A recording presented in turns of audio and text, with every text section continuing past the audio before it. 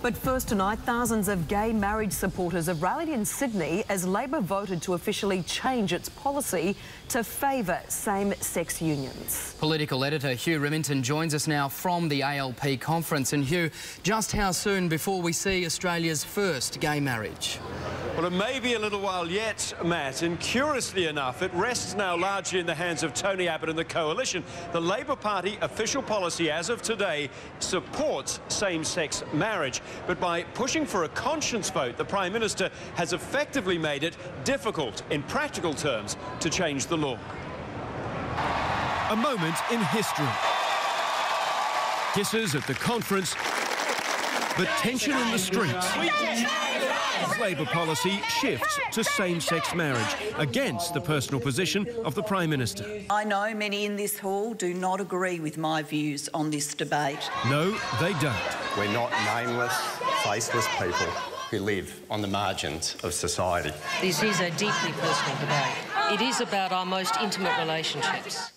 It is about the people we love. That emotional power carried the day. We have always stood for equality.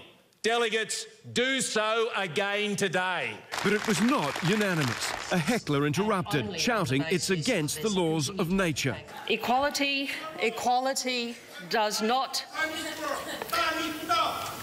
The delegate will be heard in silence. He was bundled out, but other traditionalists took up the cause. Community support is overstated and community opposition is understated.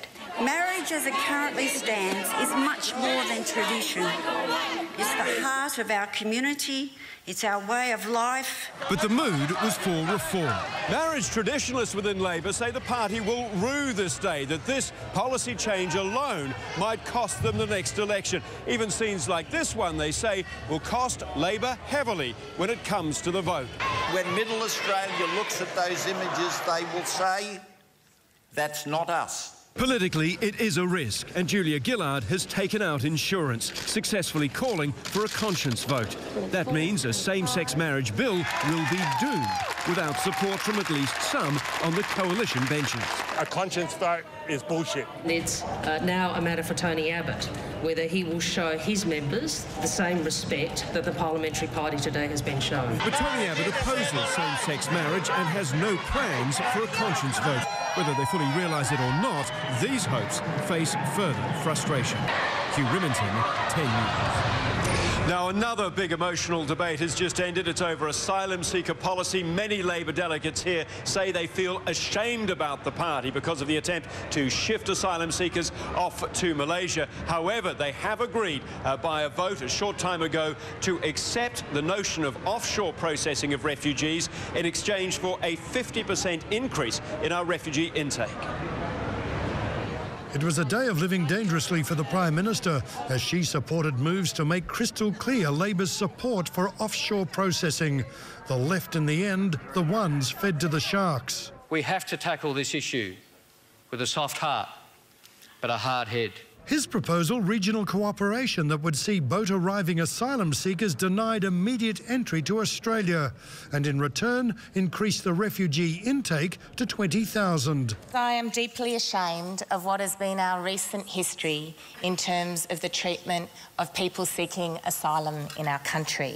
There is nothing humanitarian in my view about a policy which says to people your best chance of a new life in Australia is to risk your life to get here.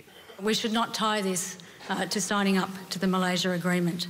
But the Home Affairs Minister says people smugglers are just criminals. Modern-day Oscar Schindlers. I do not accept that proposition. Both ministers warned more Christmas Island tragedies would occur unless the smugglers are put out of business. But punishing innocent people, other delegates argued, is not the way to go. I urge you to take a principled stance on this issue, not a pragmatic one. The vote was a close-run thing. The left went down 206 to 171. Labor's platform now unambiguously clears the way for the sort of offshore processing seen in the Malaysian agreement. But short of getting the opposition to also change its stand, that solution is as far away as ever. The coalition won't be voting for it in Parliament, but denies it's colluding with the Greens to defeat it. No, it's ridiculous. I mean, the coalition is standing by the policy we've held for a decade. Paul Bongiorno, 10 News.